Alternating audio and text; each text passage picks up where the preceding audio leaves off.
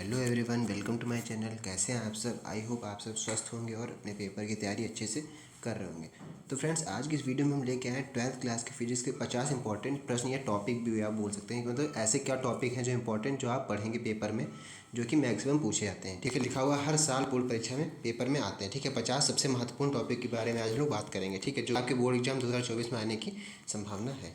तो फ्रेंड्स, पहला जो हमारा टॉपिक है वो आप देख रहे हैं। पहला टॉपिक है विद्युत आवेश। ये आपके एनसीईआरटी फिजिक्स के पहले ही चैप्टर में पहले ही टॉपिक है। ठीक है, विद्युत आवेश क्या होता है ना, आवेश क्या होता है उसके बारे में आपको बताना है। विद्युत आवेश के बारे में जानकारी थोड़ी ही लेके जानी है आपको। ठीक है, सेकंड टॉपिक है फ्रेंड्स, रेखीय आवेश घनत्व क्या होता है। रेखीय आवेश घनत्व मतलब जब आप विद्युत आवेश पढ़ेंगे, दूसरा उसी में नीचे हेडिंग है रेखीय आवेश घनत्व, तो इसको भी आप लोग पढ़िएगा कि रेखीय आवेश घनत्व क्या होता है। ठीक है, मेरे फ्रेंड्स, थर्ड टॉपिक है कूलाम का नियम। हमारा कूलाम का नियम क्या होता है, या आप इस पर भी मैंने वीडियो बनाया हुआ है, आप मेरे चैनल पर विजिट करके देख सकते हैं। ठीक है, वैसे कूलाम का नियम क्या होता है, F=1/4πε0 Q1 और Q2/r²। ये इसका कूलाम का नियम आप लिख देंगे। ठीक है, फिर चौथा टॉपिक है विद्युत द्विध्रुव आघूर्ण, टॉर्क है ना, जिसको हम लोग टॉर्क के से दिखाते हैं, यानी कि उल्टा जे, ये होता है टॉर्क। ठीक है, फिर आगे नेक्स्ट टॉपिक है फिफ्थ, विद्युत द्विध्रुव की अच्छी स्थिति, विद्युत क्षेत्र की तीव्रता का व्यंजक। यानी कि अच्छी स्थिति यानी कि निरक्षीय है ना, निरक्षीय स्थिति भी निकालनी है और अच्छी स्थिति के साथ भी सापेक्ष निकालनी रहती है।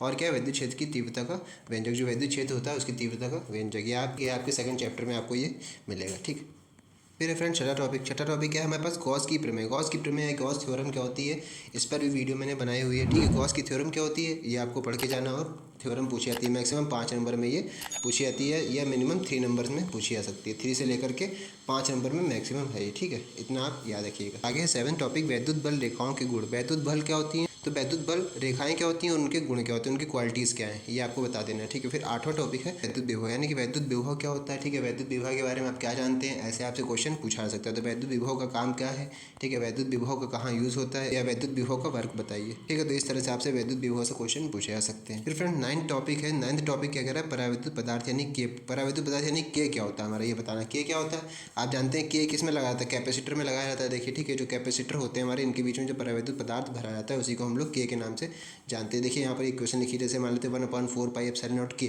के है। यहाँ पर के क्या है, वायु में भाई एयर में के की वैल्यू क्या होती है, 1 होती है। एयर में वैल्यू क्या होती है, के की 1 होती है। एयर में के की वैल्यू 1 होती है। ठीक है, तो ये आप जानते हैं एयर में वैल्यू होती है के की 1, और तो यहाँ पर मतलब जो कूलाम के नियम में जो यूज़ होता है के का, वो क्या होता है। ठीक है, तो हाँ, ये परावैद्युत पदार्थ बताना है। ठीक है, फिर 10वां टॉपिक है समविभव पृष्ठ। समविभव पृष्ठ क्या होते हैं, जिसके मतलब पृष्ठ जिस पृष्ठ पर हमारा विभव समान होता है उसी को हम लोग समविभव पृष्ठ कहते हैं। इस तरह से आप बता सकते हैं, या इसकी डेफिनेशन भी पूछी जा सकती है 3 नंबर में। ठीक, 11वां टॉपिक है वैद्युत विभव, इसको आप बता दीजिएगा वैद्युत विभव क्या होता है। ठीक, फिर फ्रेंड 12वां टॉपिक है वैद्युत द्विध्रुव के कारण अच्छी स्थिति किसी बिंदु पर विद्युत विभव के सूत्र का निगमन करना है। यानी कि इंपॉर्टेंट है ये भी, क्योंकि वैद्युत द्विध्रुव के कारण अच्छी स्थिति यानी अच्छी स्थिति पर किसी बिंदु पर विद्युत विभव के सूत्र का निगमन करा जाता है। वैद्युत द्विध्रुव जो हमारा होता है उसके कारण किसी बिंदु पर जो वैद्युत विभव हो रहा है उसका सूत्र का हमको निगमन करना है। ठीक है, फिर फ्रेंड 13वां टॉपिक, ये सब इंपॉर्टेंट ही टॉपिक हैं, इसको आप एक बार जरूर पढ़ के जाइएगा। ठीक है, तो 13वां टॉपिक क्या कह रहा है, विभव प्रवणता।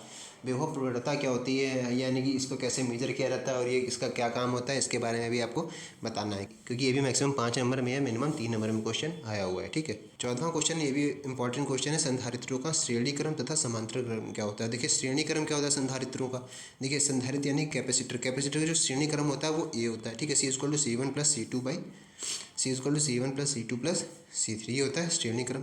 समांतर क्रम क्या होता है, जैसे आप वहाँ लिखते हैं समांतर क्रम, इसी तरह यहाँ होता है 1/C=1/C1+1/C2+1/C3 ये होता है इनका पैरेलल, यानी कि ये समांतर क्रम। ठीक है, इतना आपको बता देना है। फिर फ्रेंड्स 15वां टॉपिक है ओम का नियम। ओम का नियम ये तो आप जानते होंगे, ओम का नियम क्या होता है हमारा, ठीक है, V=IR, ये हमारा ओम का नियम होता है, ये आप बता देंगे। ठीक है, V=IR, ये हमारा ओम का नियम होता है। ठीक है, इसको कैसे सिद्ध किया जा सकता है, या इसका कहाँ यूज़ होता है, तो ये सब आपको पढ़ के जानना है। ठीक है, फिर है फ्रेंड्स 16वां टॉपिक किरचॉफ के नियम। किरचॉफ का नियम क्या होता है, किरचॉफ के 2 नियम होते हैं, एक धारा का नियम होता है और एक वोल्टता का नियम होता है। दोनों पर भी मैंने वीडियो बनाया हुआ है। ठीक है, इसको आप देख लीजिए। नेक्स्ट टॉपिक है अनुगमन वेग क्या होता है। अनुगमन वेग के बारे में आपको इसे पूछा सकता है, अनुगमन वेग क्या होता है, ये आपके चैप्टर में 4th या 5th चैप्टर में अनुगमन वेग है, आप इसको देख लीजिएगा। ठीक है, फिर 18th है विभवमापी। विभवमापी क्या होता है, जो यानी कि विभव यानी कि जो हमारा नाम से पता चल रहा है ना, विभवमापी यानी कि जो हमारा वोल्टेज को मेजर करता है उसको हम लोग विभवमापी कहते हैं। क्या वर्क होता है इसका, कहाँ यूज़ किया रहता है, ये आपसे पूछा जा सकता है। ठीक है। फिर धारा घनत्व। धारा घनत्व क्या होता है? धारा घनत्व यानी कि जिसको हम लोग जे से बोलते हैं ना, धारा घनत्व, ये हमारा जे स्मॉल जे से भी दिखाते हैं, ये धारा घनत्व होता है। ठीक है, तो इसके बारे में भी आप पढ़ के जाइएगा। ठीक है। फिर है व्हीट स्टोन सेतु। ठीक है, फिर है व्हीट स्टोन सेतु का सिद्धांत क्या है? व्हीट स्टोन सेतु क्या होता है कि इसमें जो दोनों तरफ के जो हमारे वो होते हैं, इसमें दोनों तरफ के रेजिस्टेंस होते हैं वो इक्वल होते हैं। यानी कि जैसे हमारा P/Q होता है। ठीक है, दो रेजिस्टेंस होते हैं, P/Q इक्वल टू R/S। ये हमारा व्हीट स्टोन सेतु ब्रिज होता है। ठीक है, P/Q इक्वल टू R/S। ठीक है, ये हमारे इसका सिद्धांत होता है। ठीक है, इसी सिद्धांत पर वर्क होता है। फिर है फ्रेंड्स अगला टॉपिक हमारे पास चुंबकीय क्षेत्र क्या होता है। आगे जब आप अपने आगे बुक में पढ़ेंगे तो 10th या 11th चैप्टर में है चुंबकीय क्षेत्र। ठीक है, तो चुंबकीय क्षेत्र क्या होता है इसको आपको बताना है। फिर है लॉरेंज बल क्या होता है, लॉरेंज बल के बारे में भी आप पढ़ के जाइएगा। ठीक है। फिर है अगला बायो सेवर्ट का नियम। बायो सेवर्ट का नियम, इस पर मैंने वीडियो बनाया हुआ, इसको ये मोस्टली इंटर का इंपॉर्टेंट टॉपिक है, इसको आप जरूर देखिएगा। बायो सेवर्ट का नियम क्या है, क्योंकि ये मोस्टली हर पेपर में पूछा था। आपके पेपर के 7 सेट होते हैं। ठीक है, कितने सेट होते हैं? 7 सेट होते हैं। 7 सेट में कहीं ना कहीं आपसे क्वेश्चन जरूर डाल दिया जाता है कि बायो सेवर्ट का नियम क्या है, बायो सेवर्ट के बारे में बताइए। ठीक है, तो इसको आप जरूर देख के जाइएगा। ठीक। फिर अगला एम्पियर का परिपथीय नियम क्या है। एम्पियर का परिपथीय नियम क्या है, इस पर भी आपको वीडियो मिल जाएगी। तो एम्पियर का परिपथीय नियम क्या है? एम्पियर का परिपथीय नियम हमारा ये कहता है जो टोटल जो हमारी धारा होती है वो किसके समाकलन होता है, रेखीय समाकलन BDL होता है। ठीक है, क्या होता है? BDL होता है। और किसके इक्वल होता है? μ0I के इक्वल होता है। ये आप इतना बता सकते हैं। ठीक है, इस पर मैंने वीडियो बनाया हुआ है सेपरेट, इसको आप देख सकते हैं जाके। ठीक है। फिर अगला है क्यूरी का नियम क्या होता है। ठीक है, क्यूरी का नियम समझाइए आप। रेडियो एक्टिव पदार्थ में आपका चैप्टर का नाम होगा रेडियो एक्टिवता, उसमें आपको मिल जाएगा क्यूरी का नियम क्या होता है। ठीक है, उसमें आपको मिल जाएगा क्यूरी का नियम क्या होता है, समझाइए। फिर है नेक्स्ट टॉपिक गैल्वेनोमीटर। गैल्वेनोमीटर हमारा क्या होता है? गैल्वेनोमीटर क्या काम होता है? गैल्वेनोमीटर का काम क्या होता है? धारा को मापना। ये कहाँ लगाया जाता है? व्हीटस्टोन सेतु वगैरह में धारा को नापने के लिए लगाया जाता है। ठीक है। फिर अगला है चुंबकीय फ्लक्स क्या होता है। ठीक है, इसके बारे में भी आप पढ़ के जाइएगा, ये सब इंपॉर्टेंट टॉपिक है। चुंबकीय फ्लक्स क्या होता है।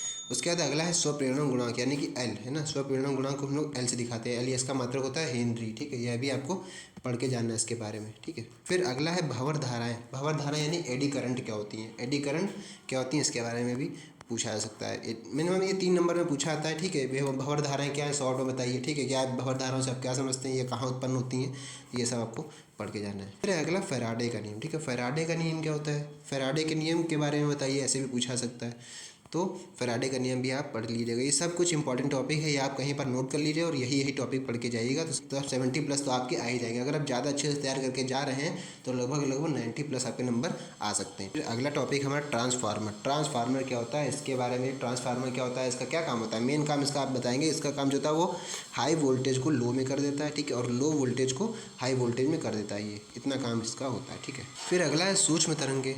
सूक्ष्म तरंगे क्या होती हैं? ठीक है, सूक्ष्म तरंगे, परावैंगनी तरंगे, एक्स किरणें, ये सब जो जितने आप ये देख रहे हैं तीनों टॉपिक, तो ये सूक्ष्म तरंगे, परावैंगनी तरंगे, एक्स किरणें, ये सब आप इसको देख लीजिएगा, ये भी सब इंपॉर्टेंट है। ठीक है, सूक्ष्म तरंगों का काम क्या होता है, इनकी क्षमता कितनी होती है, परावैंगनी तरंगों का क्या होता है काम, एक्स किरणें क्या होती हैं, एक्सरे में यूज होती हैं। ठीक है, तो ये सब आप पढ़ के जाइएगा।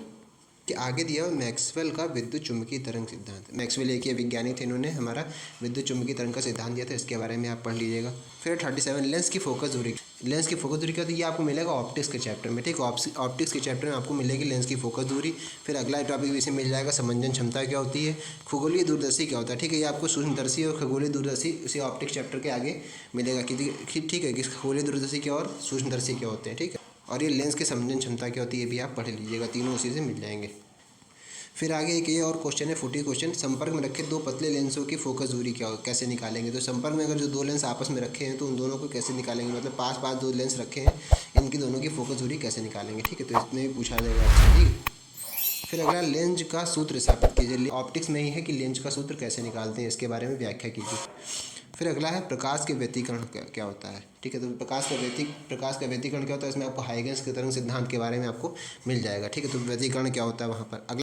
अगला टॉपिक देखिए आप, हाइगेंस का मिलेगा आपको। हाइगेंस का द्वितीयक तरंगिकाओं का सिद्धांत समझाइए तथा इसके आधार पर प्रकाश के परावर्तन की व्याख्या कीजिए। परावर्तन और अपवर्तन दोनों की व्याख्या करी जाती है हाइगेंस के तरंग सिद्धांत के ऊपर। ठीक है, तो आप हाइगेंस का तरंग सिद्धांत एक बार पढ़ लेंगे, दोनों का सिद्धांत, परावर्तन और अपवर्तन दोनों का आप सिद्धांत बता पाएंगे। ठीक है, तो इसको आप पढ़ के जाइएगा, मोस्ट इंपॉर्टेंट क्वेश्चन है।